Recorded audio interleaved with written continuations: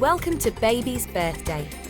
Each show joins a mum-to-be and counts down to the birth of their baby, revealing all the drama, laughter and tears involved in giving birth. Because let's be honest, giving birth is never a walk in the park. To help chart each birth, this is the Baby's Birthday Clock. It's there to count down to each mum's due date. And once labour kicks off, the clock kicks in and times the birth so you know exactly how long each mum's been in labour, whether it's 2 hours or a whopping 20 hours. All the action of the birth is boiled down into a half-hour show. So, we'd better crack on. Oh my God, I'm going to have pain today. Today we meet 37-year-old Michelle. After receiving IVF treatment, she's expecting her first child. It's the miracle she's been longing for, and her emotional and painful journey is just beginning. I can't stand this pain, Mark. It's horrendous.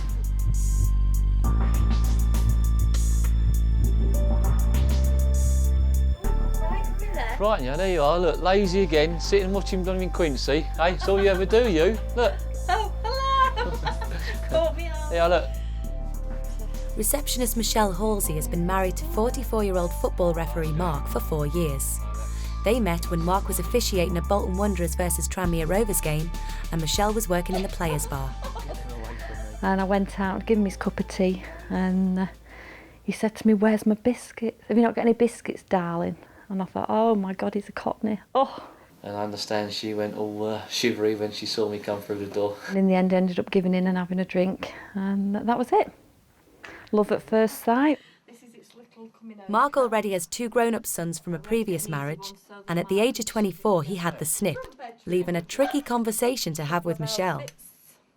He didn't tell me straight away that he couldn't, and then he rang me and said he needed to speak to me, and he told me that he'd had a vasectomy done 19 years previous.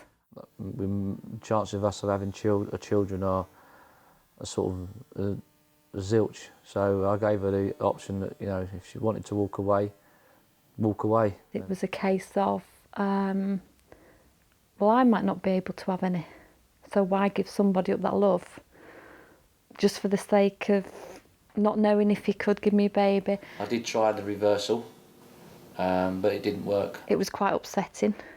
And then we got referred to a specialist in Manchester. So then they came up with the idea about having, it's called a peasy, where they sort of do the same sort of thing, but they get the sperm from where it begins. With Mark's sperm alive and well but frozen, the only way to impregnate Michelle is through IVF treatment.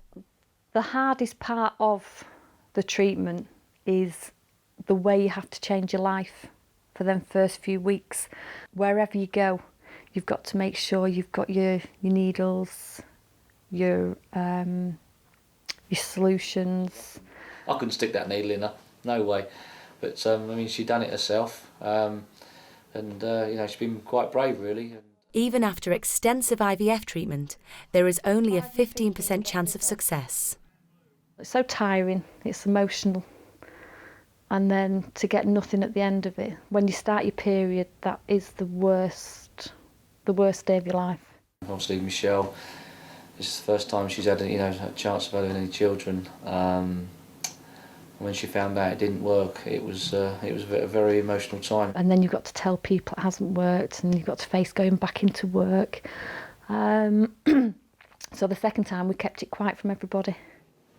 Luckily for us, it worked, because I remember I was away with the referees on a training camp in July, and she phoned me up and said, "Oh, I've done a pregnancy test." I got the pregnancy stick and I'm tapping it on the phone going, listen, I've done it. And I just said, "Oh, I don't believe this." I went, "Oh, no, you're not, are you?"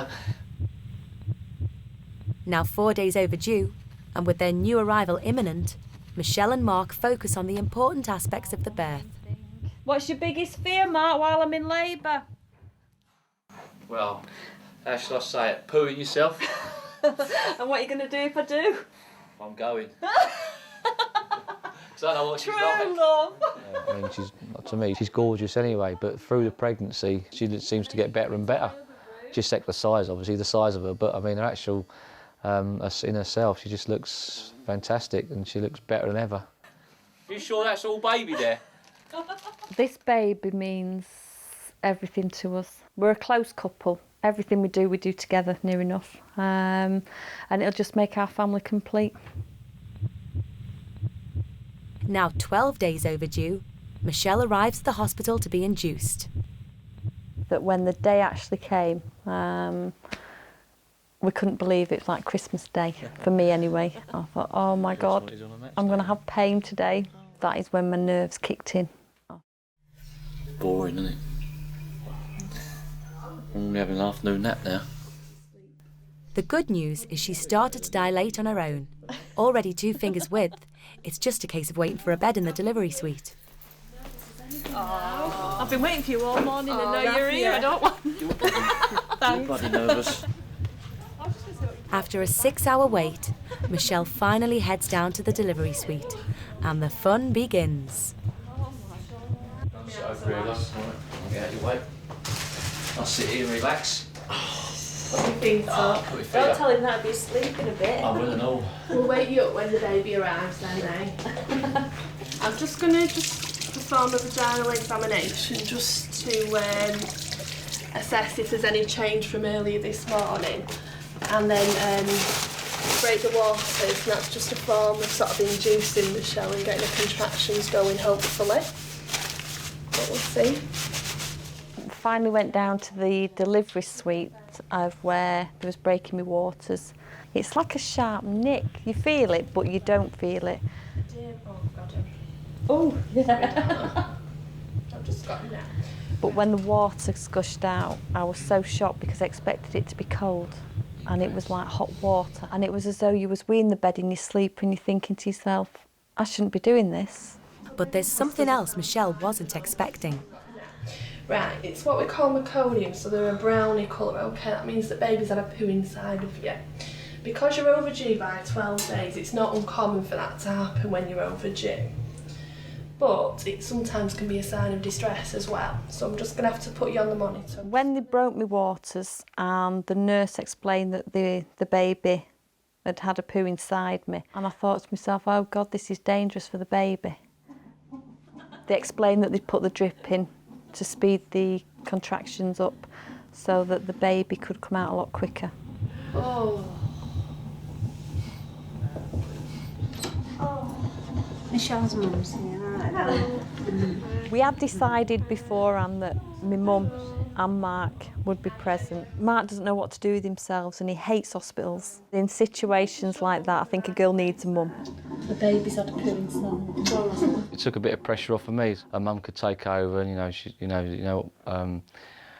girls are like with their mums; they're very close to them. And it's just as well Mum's here, as Michelle experiences her first contraction. At the end of the day, it's going to be painful, but you're going to have a nice outcome at the end of it. How do you normally do when you've got pain? What do you normally do at home? Cry. Well, we're not having any tears. My first contraction was like a bad period pain, and I thought to myself, well, if this is it, I can handle this. Does it feel so weird? Because when I ended up on my left side for most of them, because that's the most comfiest position I found that I could do. But then I was also watching the monitor to make sure that was that a contraction. When I saw the lines going up and down, I thought, oh my God, yes, I've got it right, it was one. And then they started to come a bit faster and a bit faster, and then the pain really hit in. Don't cry. Come on. Shall I get you try some gas? The midwife said to me, don't be a martyr, if you need the gas and air, do it. So I waited for about 4 or 5 contractions and then it started to niddle me a little bit. But once you give it me, that was it. There was no getting it off me. After sucking on gas and air, you start feeling like you're a bit drunk, but it does not help with the pain. Oh, wait.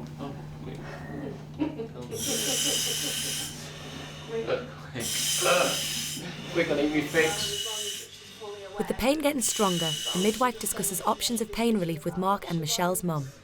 Shelley, you know when we were talking the other day about your epidural or your painkiller, do you want to try painkiller first? Anything to get some pain. All right, well, nothing's going to completely take it away, Michelle, all right? But at least you'll be with her, with Sarah when she's telling you what to do, where an epidural you might not be. To take the edge off the pain, Michelle's decided to try some diamorphine. But as the midwife prepares the injection, Michelle changes her mind. I want an epidural, I do. I want an epidural. She's getting some painkillers. She's going to get some painkillers, darling. She's getting pain relief. She's going to get the painkillers. Even an epidural Just won't. wait. It won't. She said.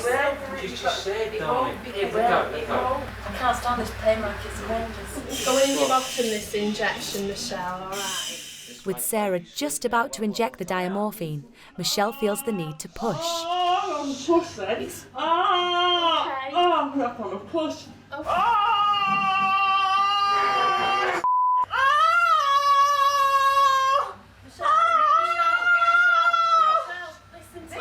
Listen to me.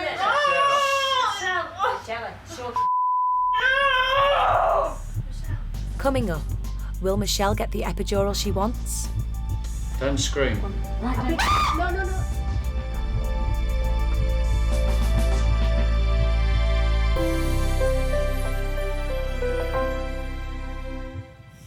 Welcome back to Baby's birthday. 37-year-old Michelle is in labour with her first child, and we left her screaming for an epidural. However, the midwife has some good and some disappointing news for her. About 8 centimetres. All right, so you're nearly there, but you can still have your diamorphine. All right, I've got plenty of time to give you that. It's too late for all that now. I was asking for an epidural because that's when my bottle went then, because the pains was getting so bad. I thought I couldn't do this anymore. I was looking for an easy way out. I wasn't happy with her having something like that because that's not sort of natural, is it? But when they'd said that she'd gone past that stage, it was too late. I was quite relieved. I thought, oh yes, great. Just don't get you make yourself worked up, that's when it comes harder. Just relax. I'll tell you what, oh my heart's pumping now, I tell you. With Michelle nearly dilated, Mark heads off to update Michelle's father and niece. Oh, and take a rest. Oh dear. Oh, stretch my legs for a minute. Hey, you might as well have checking that. Oh, she's been screaming, she's been swearing. No, she's fine. No, yeah, she can't stand the pain. However, as if she sensed her husband was taking a quick break, Michelle reminds Mark just what she's going through. Most of the way through the labour, I did have hold of my mum's hand, of which I knew that, yeah, give it a squeeze, but not too hard. But then when Mark come on the scene, I thought, you're going to pay for this. And sometimes when he kept saying, come on, it's all right, it's easy, he got the biggest squeeze ever and I dug my nails in. When she was squeezing so tight, it killed me. I didn't realise she had so much strength, but it did hurt. I can see now when people say, don't let them get hold of your wrist or your fingers because it does hurt. Well, I've got a few cuts and bruises on my fingers. After 4 hours, Michelle is fully dilated and the baby is ready to come out. It's just a case of pushing. Here we go.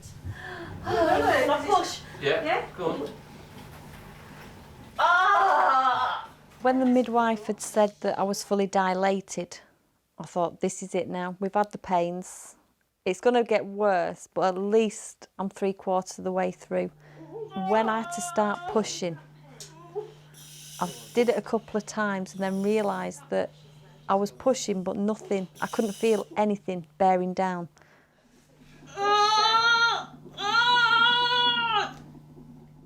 As midwife Sarah's shift ends, she tries to update the new midwife Virginia, although Michelle has other ideas. So she came to the ward today. She's turned +12. She came in for induction. Whether this is the head. It was below the spine, well below. Go on, Michelle. Doesn't want to come, does it? Doesn't want to come with you. That's right, Mum.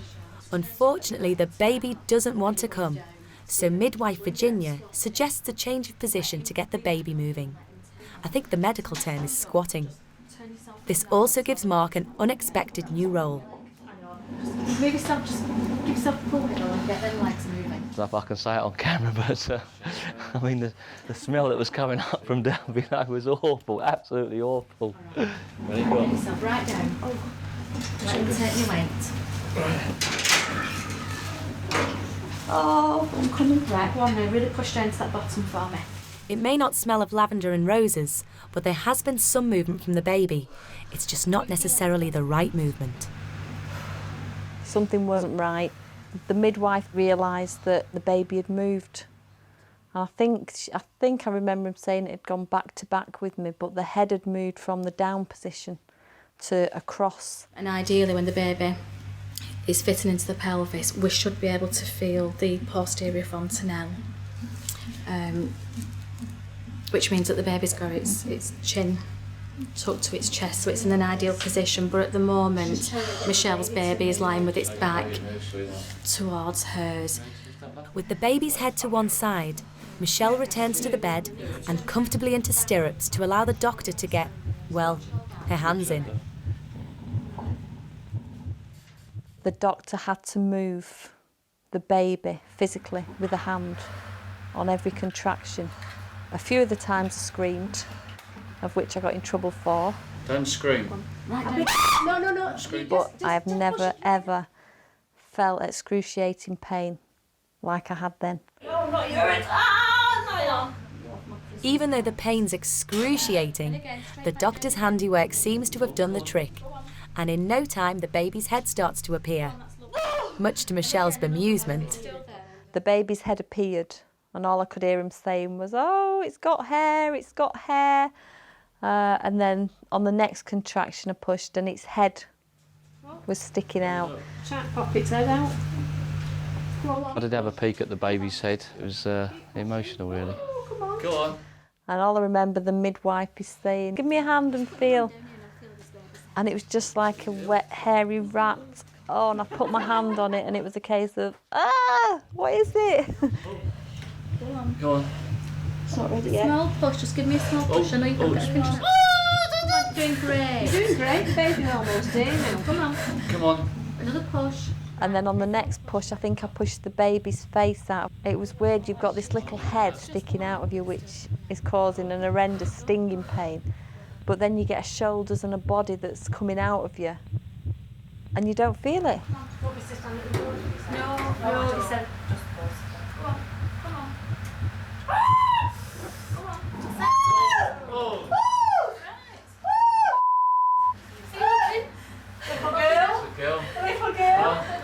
Congratulations. After 6 hours and 50 minutes, Michelle gives birth to a baby girl called Lucy Mia. Little flat nose. The top red one on the This one. that one, yeah. That's it, lovely. Brilliant. She's not being sick. With Michelle's hard work over, it's time for Mark to step up to the role of official cord cutter. I couldn't cut it first. I said, "Oh, cut on it, cut it." You know, really cut on it tight. So once it's cut, you think, "Oh, you know, it's that's just a great feeling." Let's go and tell Grandad, huh? Oh. And no sooner has he finished one job, it's time for Mark to tell the good news to his father-in-law and niece, and unexpectedly on the way, Michelle's sister. Good girl. Is it? Is everything all right? Yeah. Oh, God. Congratulations. Can I go down? Can I go down? Where is she? No, I'm feeling a bit emotional, I think.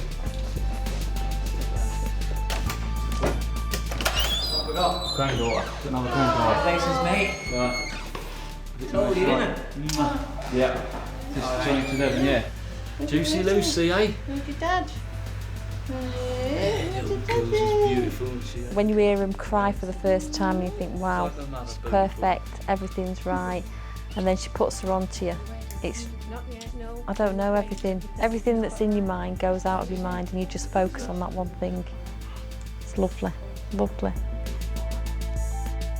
Weighing in at £8.7, Lucy Mia slips into a little pink number so she can look her best for her granddad.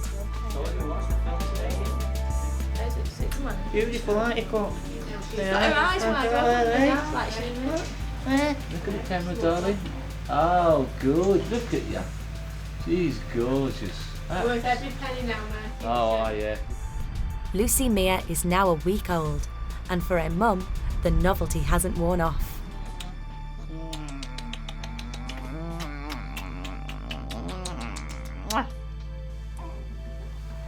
Then look at the size of me and my cot.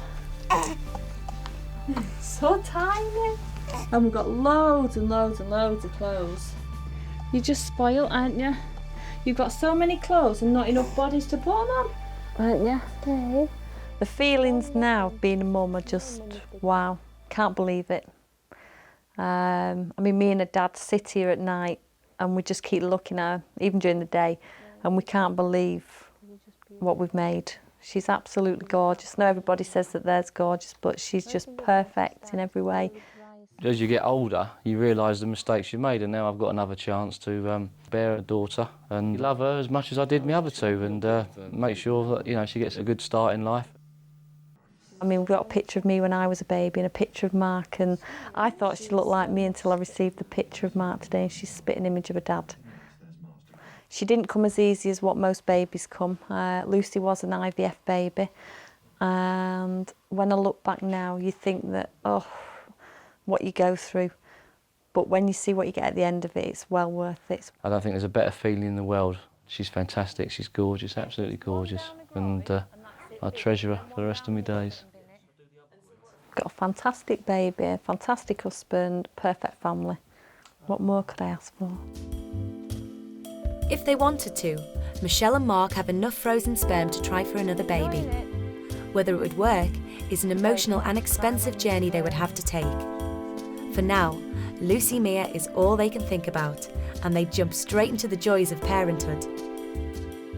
And that's it, bin it, and then one down the middle bit and bin it. I do the other way, I don't do it your way, I do it my way. No, because it will dry. Just leave me alone. No, but that's how you get dry cotton wool on her. Okay, don't worry. I'll give you 10 out of 10 because there was nothing in it. There you go, sweetheart. Hooray! Pretty good again. Well done. She was 12 days late, but Lucy Mia finally arrived and has now made Mark and Michelle's life complete.